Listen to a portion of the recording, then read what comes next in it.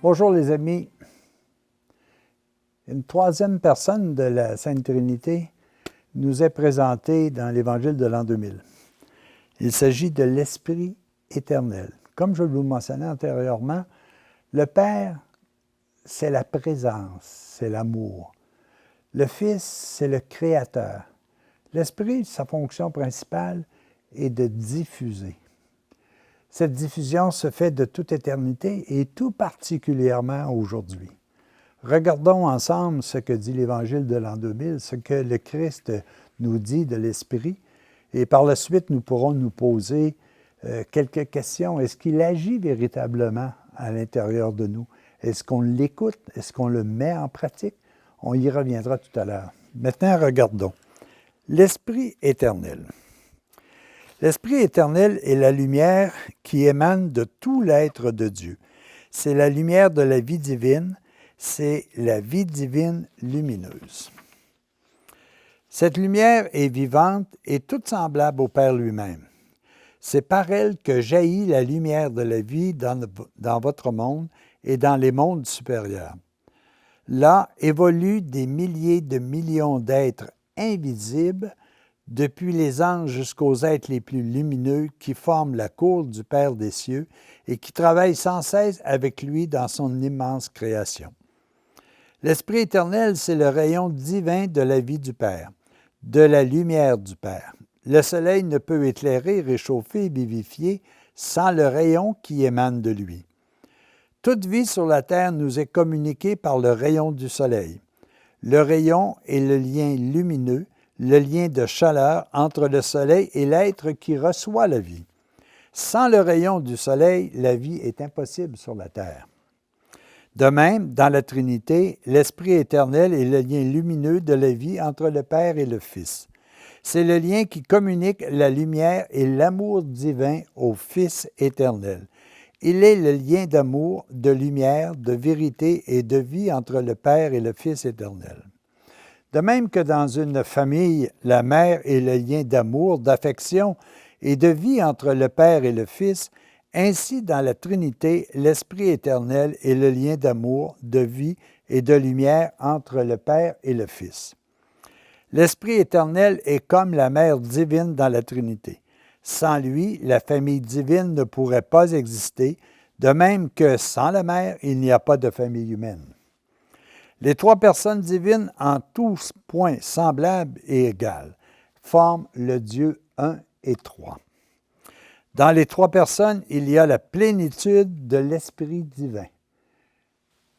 Dieu est à la fois un et trois, et la famille divine est l'archétype, le modèle parfait de la famille humaine, où doivent se rencontrer la diversité des personnes et l'unité de pensée, de but et de direction, dans la réalisation d'une seule et même œuvre, le bonheur de la vie éternelle.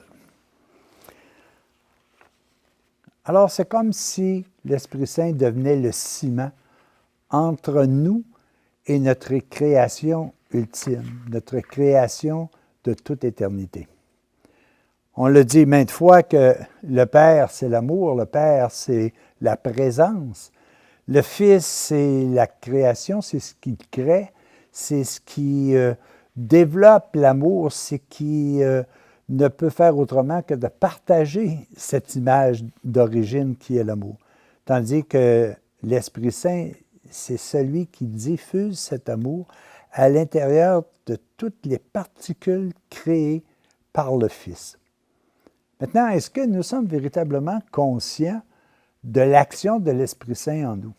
Peut-être qu'on ne l'appelle pas comme ça, mais soyons assurés que tous et chacun, on a le goût véritablement d'agir avec sagesse, instinctivement d'agir avec sagesse, d'agir avec une intelligence qui nous permet de comprendre les actions, de faire en sorte que nous puissions, devant tous les événements de la vie, agir avec force, avec persévérance.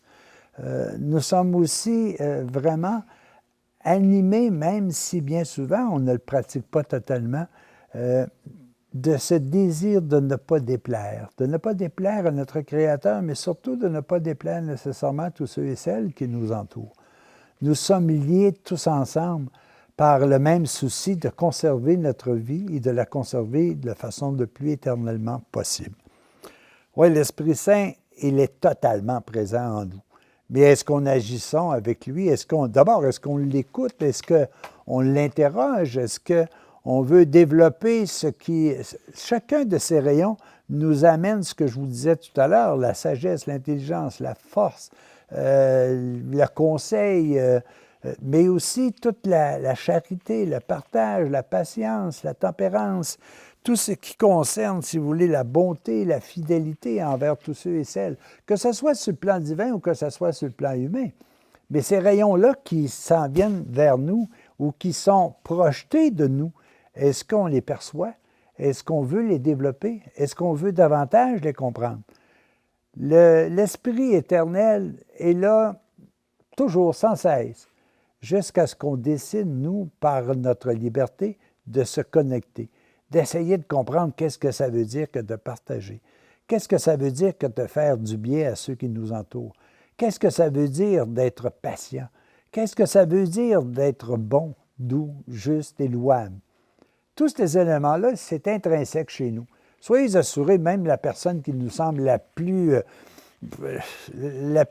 méprisable, si vous voulez, faites-vous-en pas à l'intérieur, même si elle n'est pas capable de l'exprimer, a d'abord et avant tout ses réflexes premiers. Puis ce qui la fait souffrir, c'est qu'elle n'est peut-être pas capable de les utiliser, de les développer. L'Esprit est en nous. Il est en nous de toute éternité. Et je pense que ça, c'est important que l'on puisse le comprendre. Au livre d'Isaïe, on dit « L'Esprit du Seigneur éternel est sur moi, sur chacun de nous. » C'est notre premier réflexe naturel d'agir avec l'Esprit Saint qui nous habite. Au livre d'un homme, on dit « L'Éternel descend par son Esprit. Il peut de l'Esprit qui est en lui, il part de l'Esprit qui est en lui pour nous rejoindre. » Et au livre d'un homme, on mentionne, c'est à ce moment-là notamment là, qu'on a accepté les 70 anciens. Alors, l'Esprit est parti de Dieu pour descendre sur ces personnes-là, mais pour descendre sur chacun de nous. Est-ce qu'on lui a ouvert la porte? Est-ce qu'on l'accepte? Est-ce qu'on le rejoint? C'est une autre chose.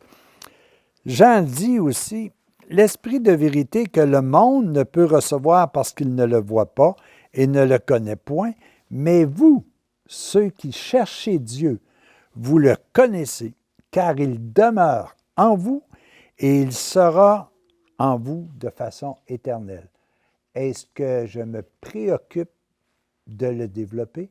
Voilà la question. Alors, soyez assurés qu'il est là constamment, mais c'est comme si j'avais, dans mon atelier de menuiserie, une multitude d'outils, mais je ne veux pas les utiliser. À part de l'apparence, je ne veux pas les utiliser. Alors, l'Esprit éternel est en nous avec la multitude des outils qui nous permettent d'atteindre un bonheur terrestre et éternel. Est-ce qu'on les étudie? D'abord, est-ce que je les connais, ces outils? Alors aujourd'hui, donnons-nous le défi de véritablement développer en nous, de prendre contact avec ces merveilleux outils que l'Esprit éternel nous apporte. Bonjour les amis, bonne recherche et servez-vous de vos bons outils. Merci.